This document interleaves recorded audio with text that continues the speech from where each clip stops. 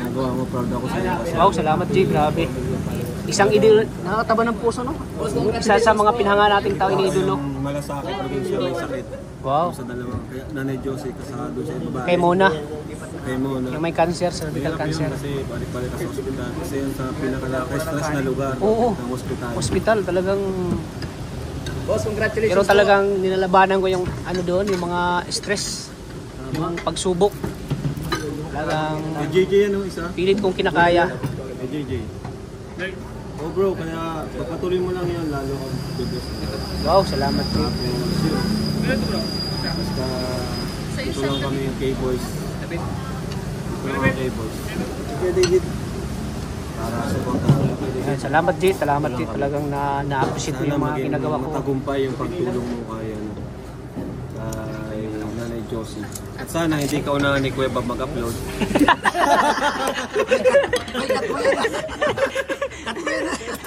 Okay lang yan. Okay lang yan. Pero proud talaga kami sa iyo, bro. Salamat Jay, grabe. Parang gusto kong umiyak ng saya. Parang gusto kong umiyak. Si Kalinga Prab. Paano iyak? Paano iyak? Paano? Parang iyak na natutuwa ako kasi yung lahat ng pinaghirapan ko ay ganyan bang iyak? Nagbunga po. Lahat ng ano po. Oh bro. Oh. Kalinga pa, anong wish mo kay tata? Kalinga pa. Iyak na sana ako eh. Kalinga pa, anong wish mo kay tata? Sumaling yung mga tinutulungan niya. Maliban dyan, single pa rin siya hanggang ngayon. Makahanap na siya ng ano? Asawa. Kasi baka manahan pa siya ni David. Bukas, nandiyan na yun. At siyempre yung si Mona na may sakit, good news din. Talagang na ano daw, parang ang gagawin doon, maintenance lang daw. Mga gamot. Talaga yung mga gamot. Oo, gamot. Pambili ng gamot. Oo.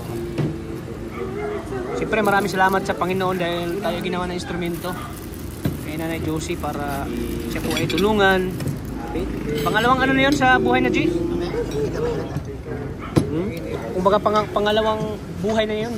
Pangalawang buhay niya ngayon. Nung una, nagkasugat siya sa batok. Tapos ngayon, ano siya, na mild stroke. Wala lang po ito sa pag-asa niya talaga. Oo, talagang mabuti. Kasi walang ibang tutulong sa kanila kundi tayo. Tayo mga kalingap. Minsan kasi may nagsasabi na ilapit daw sa akin. Sabi ko naman, kung kaya naman tulungan, ba't lalapit pa sa akin? Oo, sabi ko, kaya ko naman. Oo, sabi ko, kaya ko naman tulungan. Sa akin lahat kasi marami naman Oo, sabi ko, tutulungan ko. Oo. Andiyan ka naman eh. Oo, sabi ko, wala ba kayong tiwala kay Kuya Tat? oo, wala. Mayroon! Dapat sinasagutin mo. Kasi sabi ko, sinasagot ko siya.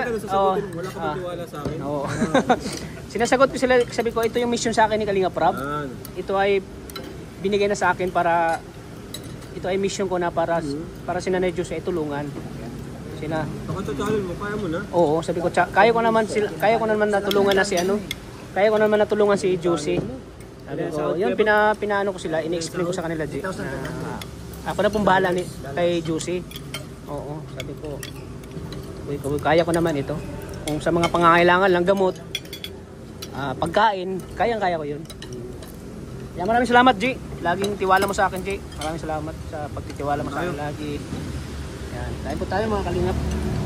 Maraming salamat po. Nakakataba po ng puso na ano tayo sa mga sinasabi ni Kalingap Prab. Talagang masayang-masaya ako ngayon sa mga kung ano yung ano ni Josie. Maraming salamat po.